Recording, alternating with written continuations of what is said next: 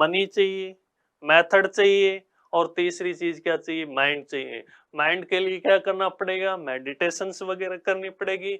Method हम सिखाएंगे, money आपको पास 100 रुपए है तो भी आप सीख सकते हो, तो भी कर सकते हो। ऐसा कोई जरूरी नहीं है भाई लाखों करोड़ों रुपए हैं तभी अपन कर सकते हैं, ऐसा कुछ नहीं है। अपने को सिंपल 100 रुपए है तो भी ट्रेडिंग कर सकते हैं, 50 रुपए है तो भी ट्रेडिंग कर सकते हैं, एक शेयर ले सकते हैं, आधा शेयर भी ले सकते हैं, पॉइंटों में भी ले सकते हैं। उसके बाद में बात आती है देखिए, अपन ने इसमें 3 चीजें की बात की। नंबर 1 मनी, नंबर दूसरा मेथड, और नंबर तीसरी बात अपन ने माइंड की। अब सबसे पहले मनी की अगर बात करें तो मनी में अपने को सबसे ज्यादा खतरा क्या लगता है, यार मैंने मनी लगाई है कहीं मेरी मनी डूब तो नहीं जाएगी। सबसे ज्यादा जो डर होता है वो यही होता है, यार मेरी मनी तो डूब नहीं जाएगी। आज मैं आपको जीरो फ्री रिस्क सिखाऊंगा, कैसे ट्रेडिंग में 1 रुपए की रिस्क नहीं है, बिल्कुल फ्री है। लेकिन उसके लिए क्या चाहिए, स्किल चाहिए। और स्किल कौन सिखाएगा, अशोक कुमार सिखाएगा। उसके लिए आपको ध्यान से इधर देखना पड़ेगा। Money, risk management. अगर आपने रिस्क मैनेजमेंट सीख लिया, यदि आपने रिस्क मैनेजमेंट सीख लिया, रिस्क मैनेजमेंट का मतलब ये होता है कि कितनी अपने को रिस्क लेनी है और कितने का रिवार्ड लेना है। ये चीज अगर अपने सीख ली तो इससे जबरदस्त स्किल है नहीं। तो मैं आपको आज जीरो फ्री रिस्क करता हूं। देखिए, सपोज मान लीजिए कि आप कोई बिजनेस कर रहे हो, मान लीजिए कोई कंपनी है, जैसे मान लीजिए कि ये माउस बनाती है, कोई कंपनी है और ये माउस बनाती है। तो माउस बनाने के लिए उस कंपनी को क्या क्या चीज की आवश्यकता पड़ेगी बताइए। उस चीज के लिए अपने को इसका रॉ मटेरियल की आवश्यकता पड़ेगी। भाई रॉ मटेरियल के लिए अपने को मनी लगाने की आवश्यकता पड़ेगी कि नहीं पड़ेगी। भाई कोई भी अगर ये जैसे मान लीजिए कि इसका 100 रुपए का प्राइस है, इस माउस का 100 रुपए का प्राइस है, तो इस 100 रुपए के प्राइस के लिए उसको रॉ मटेरियल लेके आना पड़ेगा। और रॉ मटेरियल लाने के लिए उसको कुछ एडवांस में पैसे खर्च करने पड़ेंगे कि नहीं करने पड़ेंगे, यस या नो। तो एडवांस में जैसे ये अपने जो ट्रेडिंग है ये भी एक प्रकार का बिजनेस है। बिजनेस किस प्रकार से वो मैं आज आपको सिखाने जा रहा हूं। देखिए, जैसे इसके रॉ मटेरियल के लिए पैसे की आवश्यकता पड़ी, इसी प्रकार से ट्रेडिंग के लिए भी पैसे की आवश्यकता पड़ेगी। उसके बाद में आप ये मार्केट में रॉ मटेरियल ले आया, 20 रुपए का रॉ मटेरियल ले आया, 10-15 का खर्चा आया, इस प्रकार से 100 रुपए का मार्केट में कुछ मार्जिन लगा के अपन बेच रहे हैं। तो कितने का प्रॉफिट हुआ, जैसे मान लीजिए इसमें खर्चा 80 रुपए का आया और इसको 100 रुपए का बेचा तो 20 रुपए का प्रॉफिट हुआ। तो 20 रुपए का प्रॉफिट के लिए अपन ने पहले घर से लगाए पैसे, यस या नो।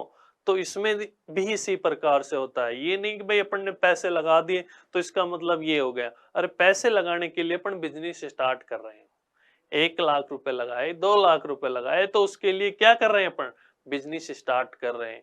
अब इसमें रिस्क मैनेजमेंट क्या है, बाय स्टॉक है 100 रुपए, यानी सपोज मान लीजिए कि अपन ने कोई शेयर 100 रुपए का खरीदा, पूरा मार्केट इंडिकेशन देता है कि आप गलत हो या सही हो, लेकिन अपन क्या होते हैं उसके बारे में समझिए इधर।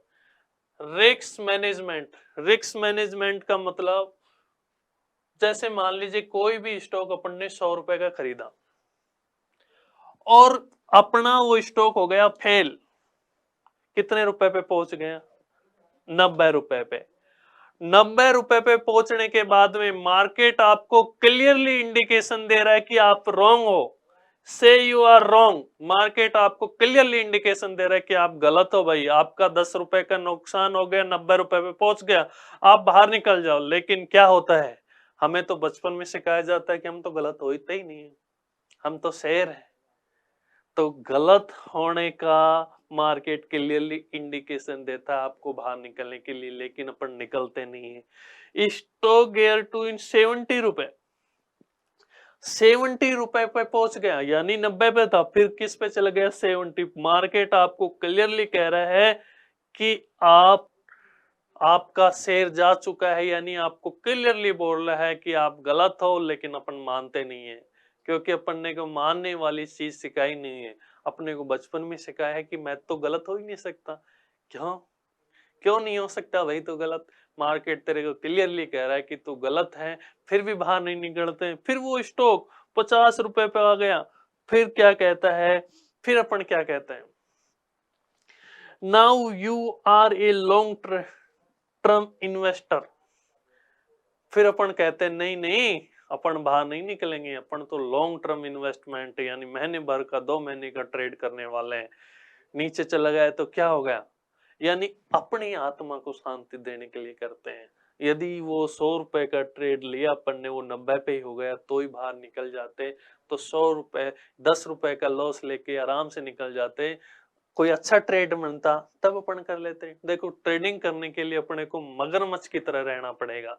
मगरमच्छ क्या होता है, शांत पड़ा रहता है समुद्र में, जैसे ही उसका कोई शिकार आया तब जाके वो एक्टिव होता है, तब तक वो शांत पड़ा रहता है। तो इसी प्रकार से अपने को शांत रहना है, मगरमच्छ की तरह रहना है। जब कोई अच्छी सी ट्रेड आए तभी अपने को यूज में लेना है, तभी अपने को ट्रेड लेनी है। अब उसके बाद में देखिए, ये तो क्या हो गया, अब कह रहा है कि मेरा 100 रुपए का शेयर 90 रुपए का चला गया तो मेरा तो 10 का लॉस हो गया। अगर वो 100 रुपए का 200 रुपए चला गया तो, लेकिन अपन ये बात तो सोचते ही नहीं है। देखिए टारगेट 100 रुपए का चला जाए, एनी गारंटी को गारंटी है 100 रुपए की चीज 200 रुपए में पहुंच जाए? कोई गारंटी नहीं होती है।